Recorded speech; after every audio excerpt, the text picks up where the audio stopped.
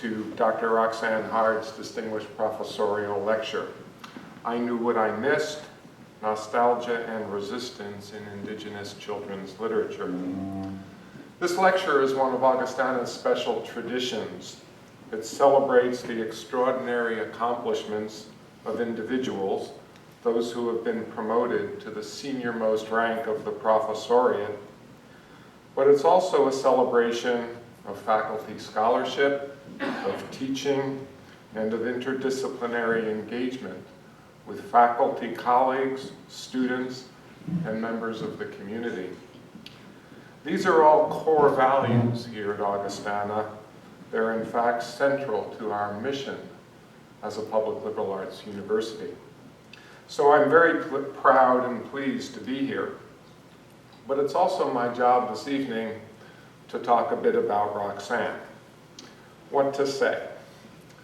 Well, she is simply extraordinary. The incisiveness, originality, and breadth of her scholarship are amazing, ranging from American studies to women's studies to children's literature to the scholarship of teaching and learning to popular culture to 19th century literature to eco-criticism to half a dozen things I've left out. Roxanne's also an energetic organizer and collaborator, which is clear from the 4 scholarly books that she has edited or co-edited since 2007, with the most recent, Eleanor Hodgman Porter's Pollyanna, Children's Classics at 100, having just been released in recent weeks.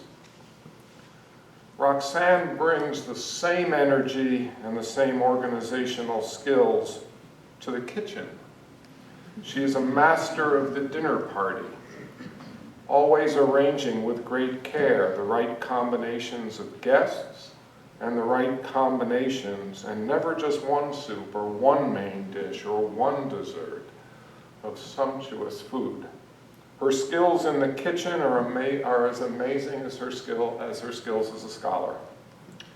And I believe she loves and appreciates good food as much as she does a good book. One thing I've often told Roxanne is that she must inhabit a parallel universe, one where the days are 48 hours long, because there is no other way to explain her extraordinary productivity or the fact that she accomplishes so much without appearing to sacrifice at all her commitments to her family, especially Wayne, her parents, her daughter and son-in-law, and her beautiful granddaughter. Above all, Roxanne is a fabulous teacher and a mentor to students. Here's what students typically say about Roxanne. Some of them are here this evening. Roxanne is intense. Roxanne can be intimidating. Roxanne's courses are hard. Roxanne's expectations are daunting. And then here's what they invariably add. She's excellent and inspiring. I've never learned so much in a class. These, by the way, are all direct quotes. I've gained so much confidence in my own abilities, mainly because Roxanne has supported me to succeed. Roxanne sees the potential in students and wants them to achieve greatness. Roxanne is actually no different in her work as Associate Dean Research. Students and faculty who initially may find her intimidating soon learn how much she cares, how much she's willing to invest in their success, and the payoff is simply amazing. I'm confident the payoff is also going to be amazing tonight, that all of us are in for a treat. And so it's my pleasure to introduce to all of you my friend, my colleague, often my inspiration, full professor, Dr. Roxanne Harde.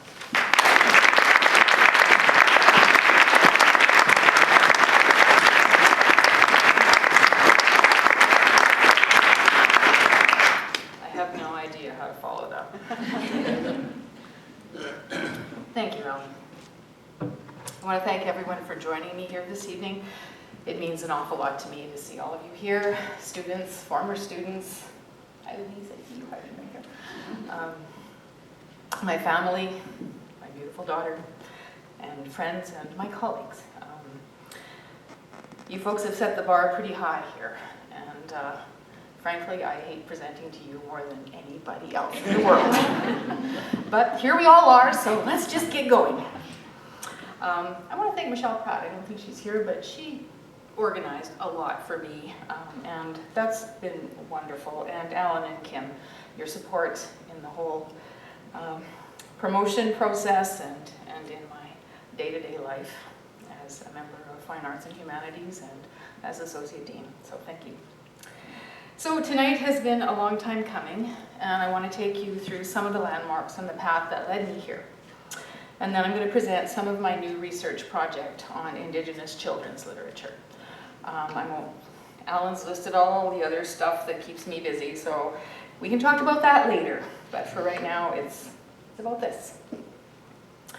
I'll begin by acknowledging that the land on which we gather is Treaty 6 territory and a traditional meeting ground for many Indigenous peoples. The territory on which Augustana is located provided a traveling route and home to the Cree, Blackfoot, Métis, and other original peoples. Their spiritual and practical relationships to the land create a rich heritage for our learning and our life as a community. In Yellow Woman and a Beauty of the Spirit, one of my favorite Native authors, Leslie Marmon Silko, writes that in First Nations cultures, I quote, "Human identity, imagination, and storytelling were inextricably linked to the land, to Mother Earth, just as the strands of a spider's web radiate from the center of the web," end quote. She notes that stories, our stories, my story, resemble spider's webs, with many threads radiating from a center, crisscrossing each other. If I've learned anything over the past 25 years or so, it's that everything is connected. The paths that our lives take, our ties, our commitments to communities and relationships, yes, but also our ties to place and the land are inextricably intertwined. So some of my story to start. 10 years ago this fall, right before I saw the posting for my dream job at Augustana, I was in the second year of my postdoc at Cornell, and I was teaching Indigenous women's writing and the oral tradition for the Department of Women's Studies at Queen's University. Queen's did not then, nor does not now, have a faculty or department of Native Studies. They've hived all their Native Studies course programming out to all the different faculties and departments. But I had proposed the course as a seminar for the department. They were very short-staffed at that time, though I had not been involved with it or any of its programming to that point. And in fact, Indigenous literatures had not factored at all in my doctoral work in the Department of English. Still, because I had earned a minor in Native Studies in my bachelor's degree at the University of Saskatchewan and had a long-term interest in the work of Ojibwe writer Louise Erdrich, women's studies gave me a chance. And I developed and delivered a course that I now teach as part of my regular rotation here. Now I'm going to take you back a little bit further to 1997, when I was working on my master's thesis on Emily Dickinson, but had somehow managed to turn my library technician, young adult librarian job for the Prince Albert Rural School Division into a consulting contract with 2 First Nations north of Prince Albert. For 16 glorious months, I immersed myself in Emily Dickinson's examinations of faith for half my day. And then I spent the other half of the day building from the ground up the library for the soon-to-be-opened Little Red River School. A joint effort of the Montreal Lake and Lac La Ronge Cree First Nations, the school is K-12, and from the air it's shaped like an eagle. I selected the books, I cataloged them, I hired and trained the teacher librarian, and I weeded the existing collections that were gathered from the various schools owned by the bands. This is a huge body of land coming down from Lac La Ronge and covering the whole Christopher Lake, Emma Lake area. My undergraduate Native Studies courses served me well. I knew what to keep, those rare books that presented Indigenous peoples without bias or stereotype, and I certainly knew what to discard, those hundreds of books that would not serve the Little Red River School's children and young adults well. Week after week, I filled the recycling bins to overflowing with the discards. I dumped books by well-meaning white people who appropriated Indigenous lives and cultures and created Native protagonists who looked a lot more like objects of social studies than fully developed subjects. Think of it this way. When a story is written about a white child, the child is seen as an individual. So the Native child as individuated subject became the basis of my criteria for the collection. Therefore, I discarded those stories about the Native child that use that child to stereotype, moralize, generalize, objectify, to write about a nation, a people, instead of about a child. So I went books like Whale Brother, that simply had no idea about Inuit life, appalling books like The Indian in the Cupboard, or this series by Bird Baylor. She's probably a nice lady, and her illustrations are gorgeous, but everything else is rubbish. And I happily bin that most heinous of all, the Little House on the Prairie series by Laura Ingalls Wilder, and I have often thought it unfortunate that the Osage people did not dismember her when they had the chance.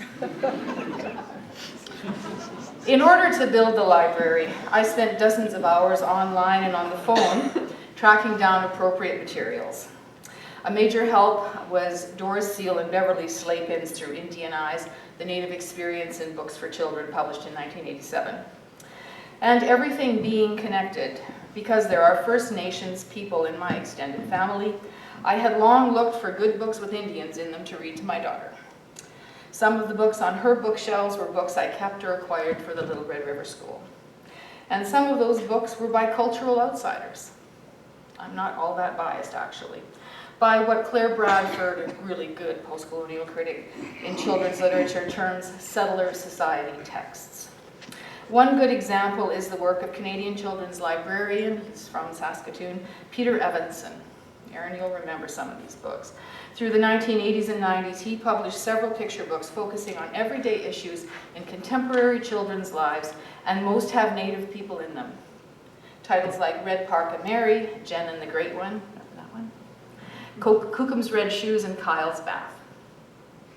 In Evanson's stories, Indigenous children can find themselves in positive ways. And of course, I bought everything I could find by First Nations authors, and a good deal of what I was acquiring, by now what I think of as the second generation of Indigenous writers for children, because there were Native women in the late 19th century in America publishing retellings of tales from the oral tradition.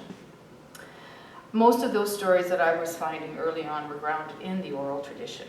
Retellings of histories, reworkings of legends, recuperations of origin stories. Among them were books by Mohawk author Joseph Bruchac, by Cherokee Thomas King, and by the Apache Mohawk couple, Michael and Kathleen LaCapa. I remember hunting down the brand new picture book, A Man Called Raven, by Dene author Richard Van Camp, who is often part of the U of A as a guest author in residence. It was one of his first publications, I think his second book. And it was released by Children's Book Press, a non-profit publisher based in San Francisco. For me in PA, hunting that sucker down was quite the feat. Illustrated by George Littlechild, that book was maybe the first time I saw how powerful contemporary retellings of stories from the oral tradition could be, how those stories could offer transformative and enabling ways to understand traditional First Nations social, cultural, and political practices. If, as Silko says, the only way to seek justice is through the power of stories, then stories from the oral tradition seem the right matrix for my women's studies, Native Studies seminar at Queen's, and stories that root themselves in orality, however they do that, as straightforward retellings or as thematic underpinnings to stories set any time after contact, or in some combination of pre- and post-contact narratives, those stories have kept my attention for nearly 20 years now. So imagine my surprise when Thomas King said, and of course many of these stories are historical fiction. And Thomas King said in his 2003 Massey series lectures, the lecture series was titled The Truth About Stories, he said, I quote, "With few exceptions, contemporary Native writers have shown little interest in using the past as setting," end quote. Well, these books say otherwise. And I really like Tom King. Claire Bradford actually echoes this sentiment in her very fine book, Unsettling Narratives. And she focuses on to talk about historical fiction about indigeneity for children. She looks at a book by Orson Scott Card, the Ender's Game guy. I found instead a good deal of historical fiction by Native authors. And there is a prevailing longing in these stories by colonized peoples that does more than simply miss a lost past. A longing that always seemed to me to be proactive and politically motivated. A longing that looks backward, even as it pushes forward past colonization into strategies of sovereignty and survivance. So I'm going to turn now to my new research on nostalgia as resistance in Indigenous children's literature. And this bit will be, I hope, part of an overarching project on Indigenous children's literature and strategies of decolonization. So after this gets kind of worked out a lot better than it is tonight, I want to look at the animal stories. It's exciting, eh? Okay, but I gotta finish this first. All right. Ojibwe writer Louise Erdrich figured prominently in the seminar I taught at Queen's, and she has been a central figure in my teaching here in courses on Native literature, feminist theory, and in several directed readings, and in the graduate course I taught to two of our best and brightest last year. Sam, I see you back there. In her second picture book, The Range Eternal, published in 2005, Erdrich tells a deeply nostalgic tale, one inspired by her grandmother's wood stove. The warm heart of the house, she calls it. As the narrator moves from the past, where a girl growing up on the Turtle Mountain Reserve sees her people's history in the stove's flames, there's the little girl there, and their shadows, to an urban present where the girl, now a young mother, finds her own range eternal and uses it to teach her son, she longs to see the living range restored. Erdrich's nostalgia for a lost history comes through clearly in The Range Eternal, as well as in her other picture book, Grandmother's Pigeon, and especially in her series of children's young adult historical novels about Omakayas, a young Ojibwe girl. Erdrich's narrative nostalgia seems typical as it offers the markers of a linear sense of time, the inadequacies of the present, and a longing for the past, the markers of nostalgia. In fact, it has all the markers of nostalgic fiction that has been much maligned by critics over the past few decades. As one example of that school of thought, I quote Susan Stewart, who argued in 1984 that nostalgia is hostile to history and its invisible origins, and yet longing for an impossibly pure context of lived experience at a place of origin. It wears a distinctly utopian face. Well, the nostalgia in these books for and about First Nations children, I argue, offers its young audience a means of resistance rather than escapism. In Erdrich's hands and those of many other Native authors, the emotional investment of nostalgia finds ways to both honor and integrate specific histories and make them politically and culturally relevant to the present, rather than to seek a generic utopia. Svetlana Boym writes that, I quote, "Nostalgia is about the relationship between individual biography and the biography of groups or nations, between personal and collective memory," end quote. Two recent lovely picture books, Fire Dancers by Jan Wayboos and Fox Song by Joseph Bruchak, each intertwine the story of a little girl with that of her grandmother and her people. In the former, the girl called Fast One accompanies her recently widowed Nokomis to an island in northern Ontario for a ritual dance at night, one that brings them into communion with the dead Mishumis, her grandfather, and with the ancestors.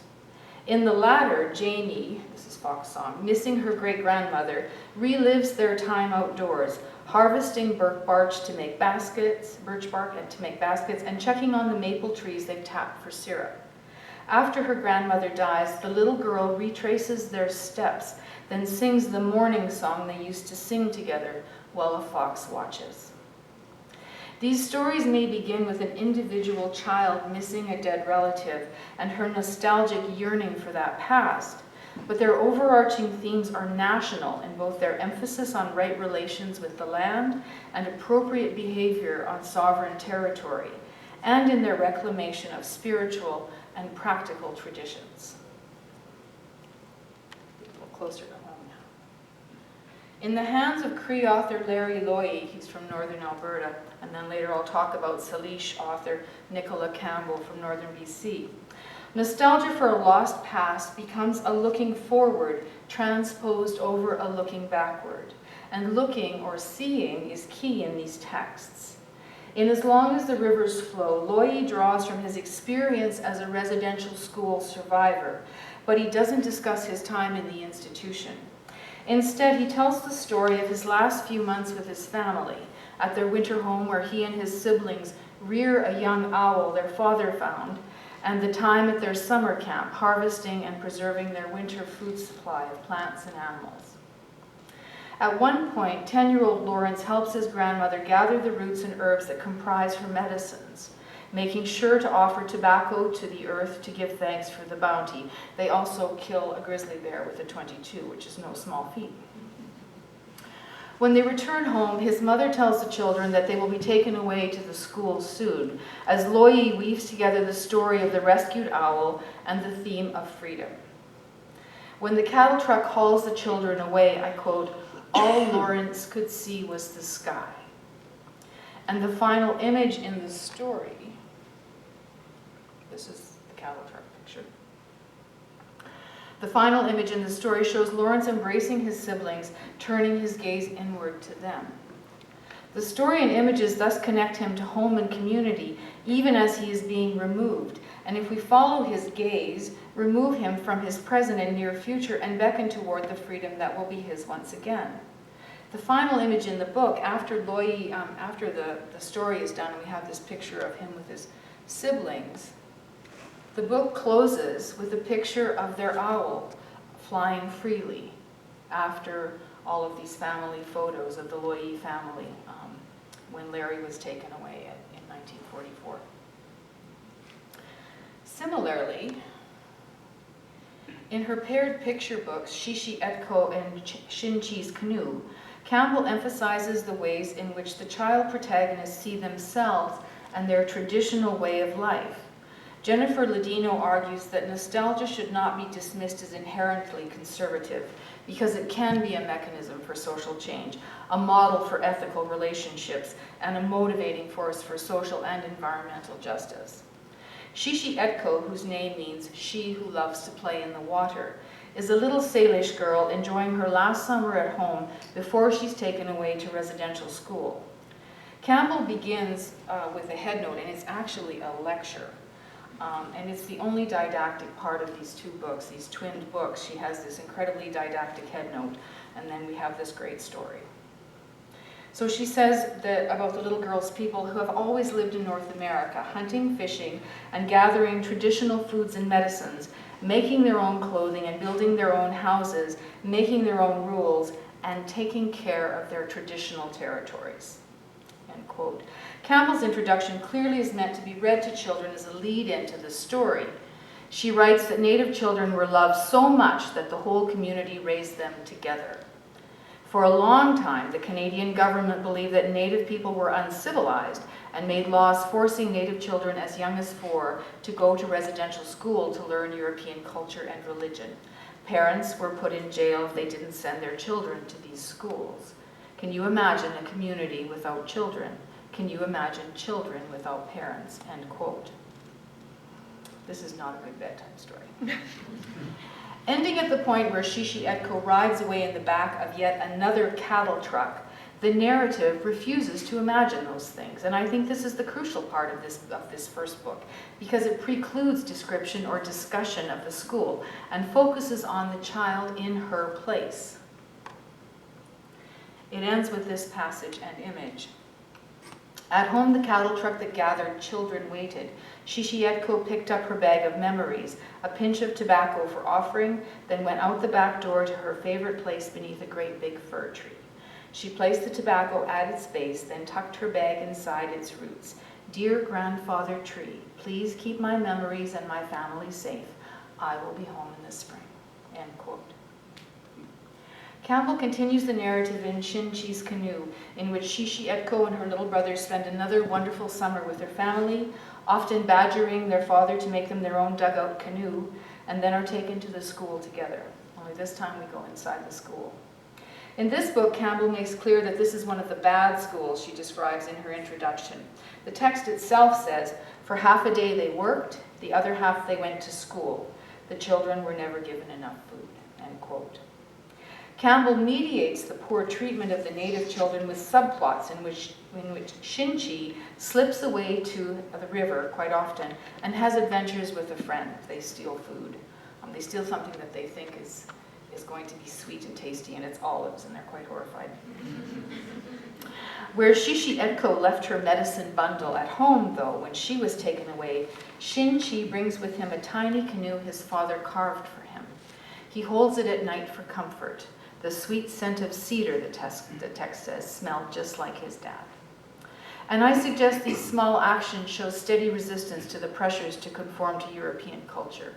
In looking backward to his past, Shin-Chi also looks ahead to his return home. He knows that when the salmon run again, they'll be going home.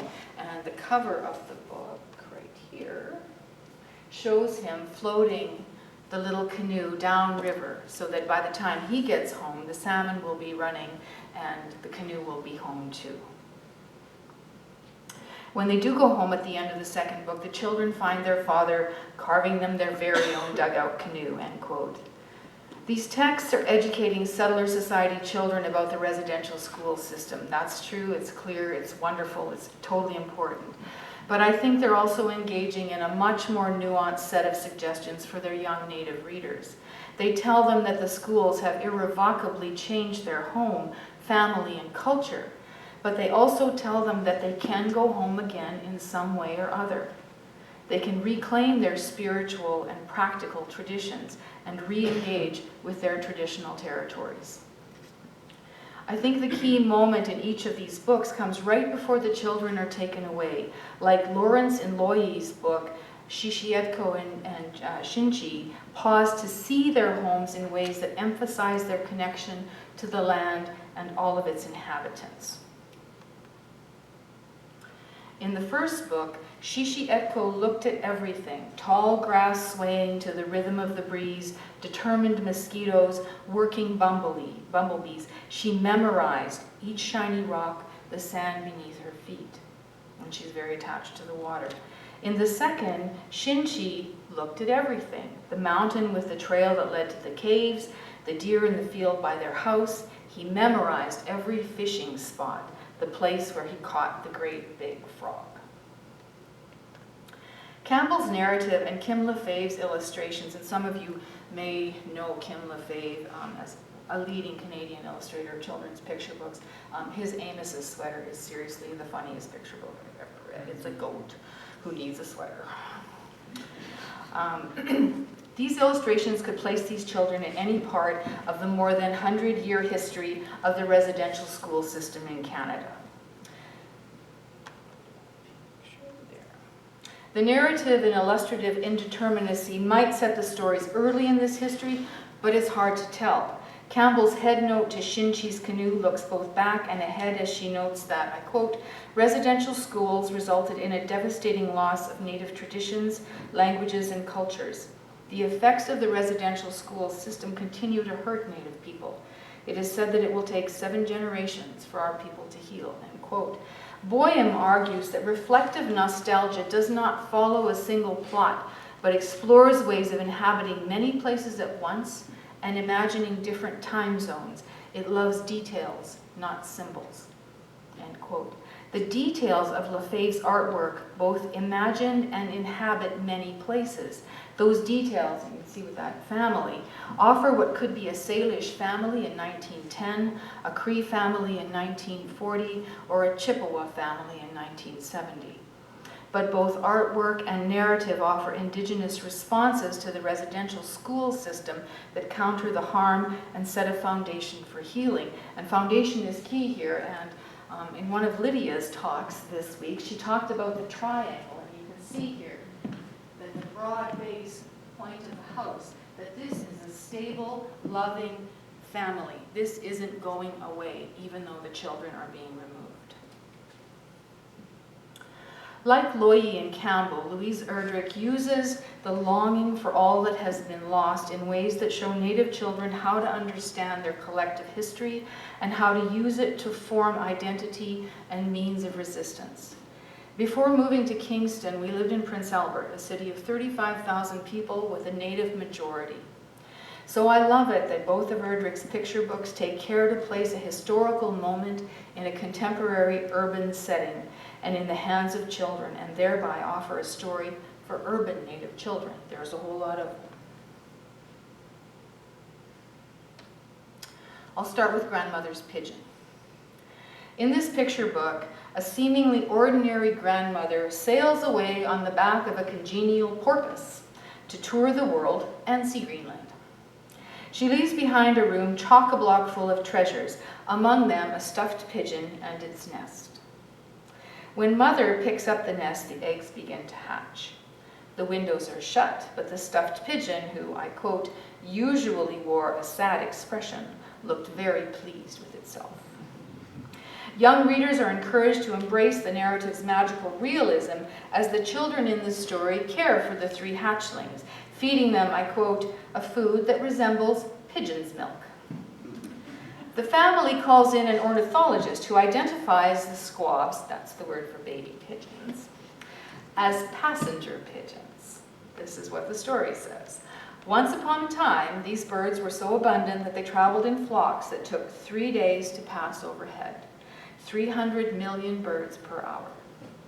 Their nesting colonies sometimes stretched 40 miles long. They seemed limitless as leaves.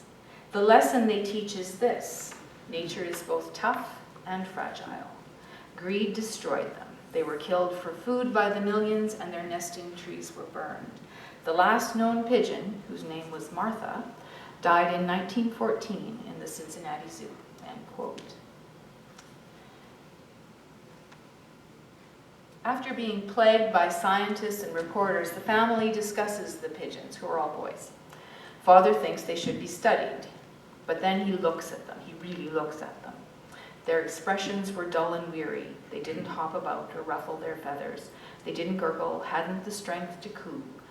Their listless eyes changed Father's mind completely, end quote. With their parents' tacit consent, the children set the pigeons free after taking messages for their grandmother on the birds' legs. Saying goodbye. They get a letter in return promising that she will come back soon. And that's setting them free.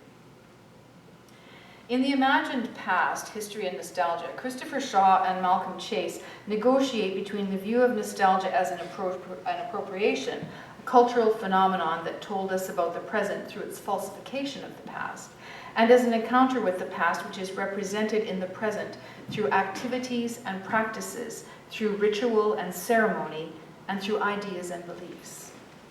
Grandmother's Pigeon might appropriate the past, at least the history of the passenger pigeon, and it may add an aura of falsification through the sheer improbability of the passenger's return. But its encounter with the past, while ideological, is also heuristic and environmentalist. In Reclaiming Nostalgia, Jennifer Ladino points out that the past has a material, geographical reality as well as an ideological and narrative one.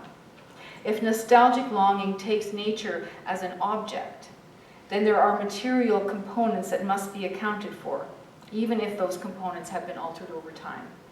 In order to grasp the ideological dimensions of nostalgia, we need to attend to the environmental dimensions as well.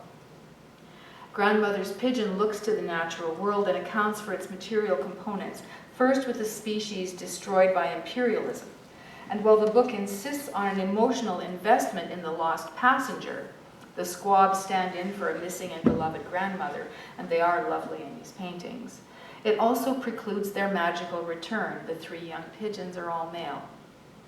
Instead of investing its emotive force in something that cannot happen, the narrative ties together its ideological and environmental dimensions to grandmother and her actions.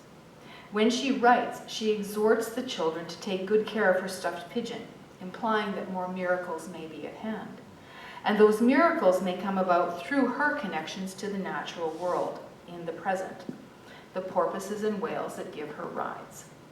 The only other animals mentioned or depicted in the book, these cetaceans are under extreme pressure from human greed. Every species in this order, which also includes dolphins, is protected. Many are endangered, and the vaquita porpoise, the first one that gives Grandma a ride, is the most endangered marine animal today. Overall, nostalgia functions alongside environmentalism as, synecdochically, the passengers stand in for all extinct species and the cetaceans for those in danger. The children, who are the book's primary audience, and their parents, one expects, are thus greatly encouraged to consider human damage to the natural world. I suggest that the book just as gently comments on the effects of colonization on North America's first peoples. While Grandmother's Pigeon in no way defines its unnamed characters as indigenous, there are hints that Erdrich has attached them to her nation and its tradition. The dark-haired, dark-eyed children, the attachment to herbal remedies, and the mother who looks pretty much exactly like Erdrich herself. Further, as with her vast catalog of novels for adults, the rest of her books are centered on Native Americans. And as with her fiction for adults, these narratives contemplate what has been lost, even as they encourage their